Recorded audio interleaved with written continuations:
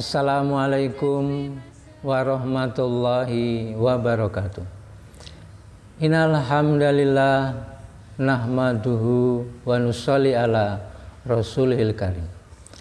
Saudara-saudaraku, kapan hari kiamat akan datang? Berapa lama lagi hari kiamat akan datang?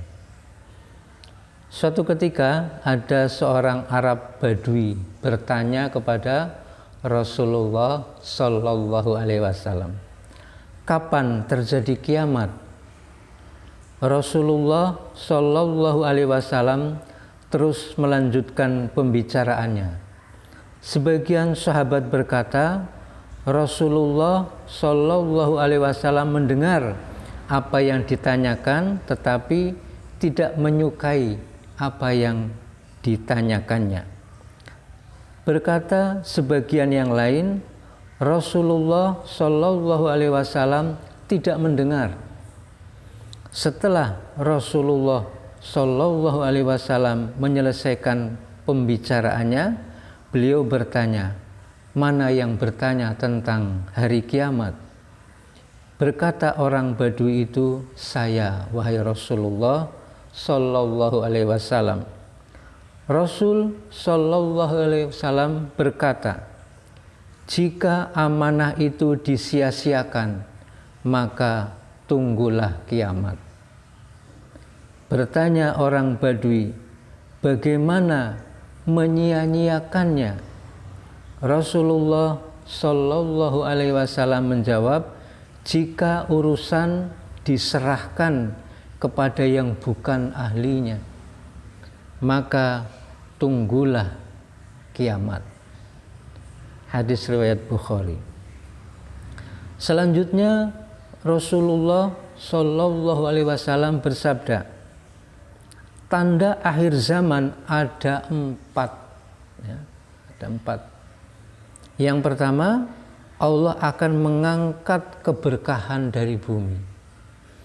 Bumi yang tadinya menghasilkan buah-buahan, yang tadinya panennya berlimpah, yang tadinya membawa kesejahteraan, yang tadinya nyaman untuk ditinggali, telah berkurang keberkahannya sehingga tidak lagi menghasilkan hasil panen yang bagus, yang berlimpah, tidak, bahkan banyak terjadi musibah bencana yang terjadi di bumi ini. Telah diangkat keberkahan dari bumi. Kemudian yang kedua, mengangkat kasih sayang dari hati-hati manusia. Hati-hati manusia sudah tidak ada lagi rasa kasih sayang. Seorang ibu kepada anaknya sudah tidak ada lagi rasa kasih sayang. Dengan tega membuang bayinya ke tempat sampah. Nauzubillah min dzalik.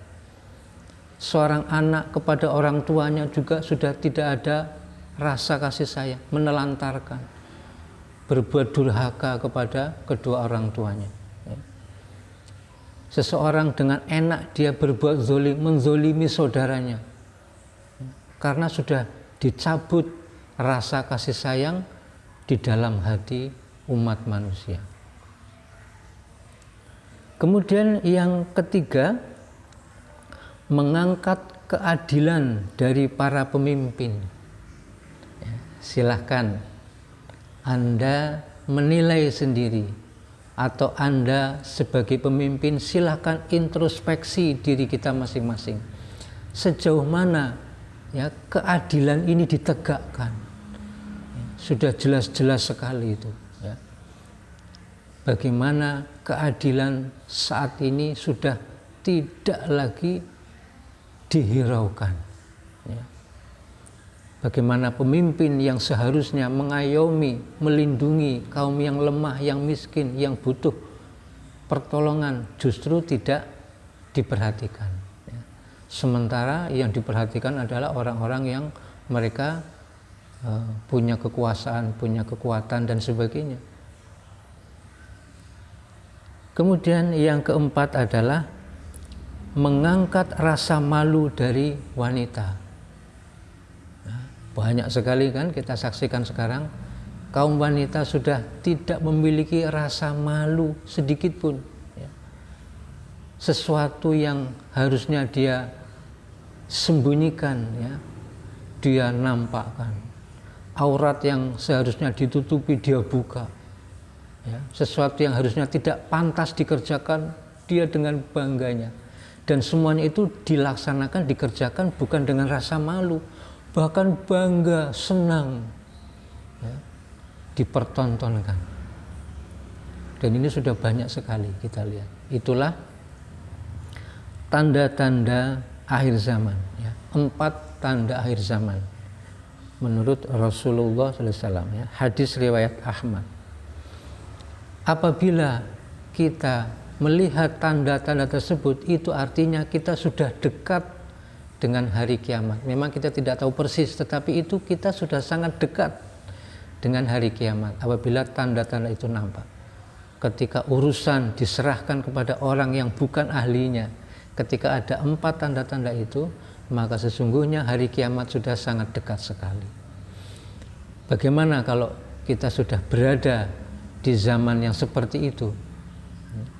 Maka yang pertama, tidak ada lain bagaimana kita tingkatkan ketakwaan kita kepada Allah SWT menghadapi kiamat, baik kiamat besar maupun kiamat kecil kematian. Ya, maka kita siapkan diri kita, jadikan kita sebagai hamba-hamba Allah yang bertakwa kepada Allah SWT. Kita tingkatkan kualitas iman kita, kualitas amal kita, kuantitas amal kita, kita tingkatkan. Bagaimana amal-amal kita itu bisa mencukupi untuk bekal nanti dalam akhirat. Bagaimana amal-amal kita bisa diterima oleh Allah SWT dengan penuh ridhonya. Ini penting sekali.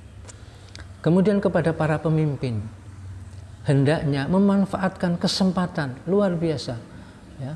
Ada 7 golongan yang akan dilindungi oleh Allah SWT di bawah arasnya. Salah satu adalah pemimpin yang adil.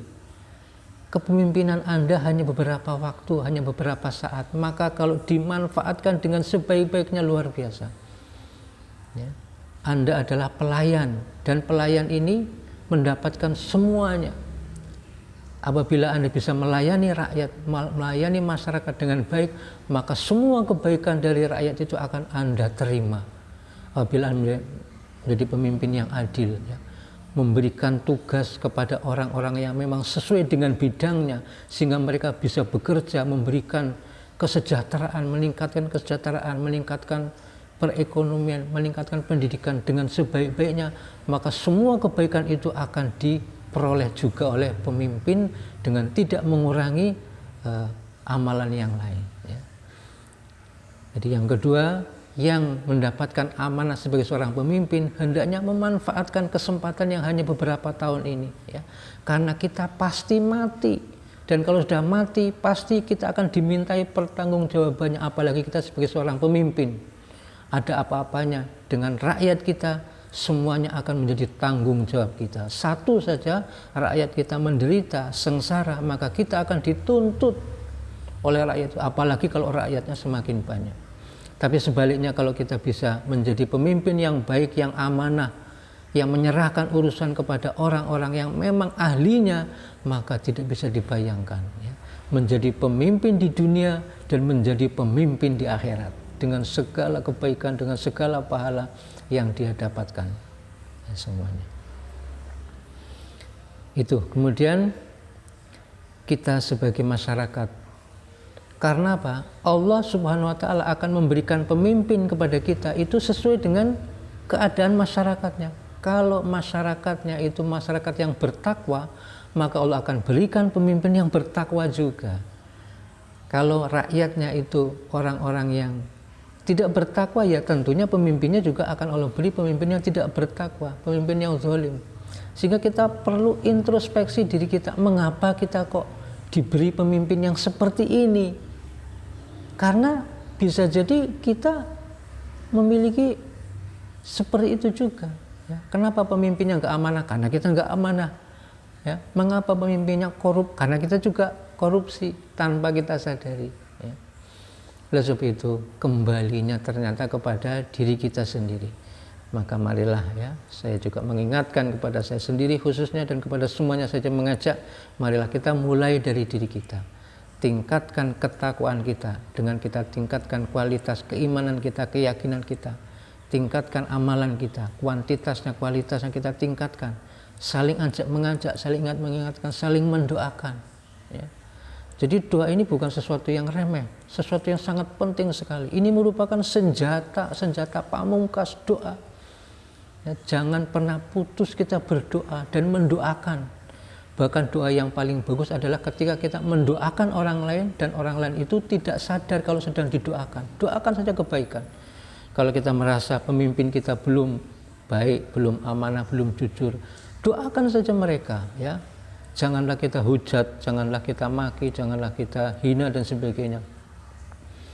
Ya, tidak ada artinya, ya, tidak ada membawa kebaikan. Doakan, mungkin dengan doa kita bisa berubah.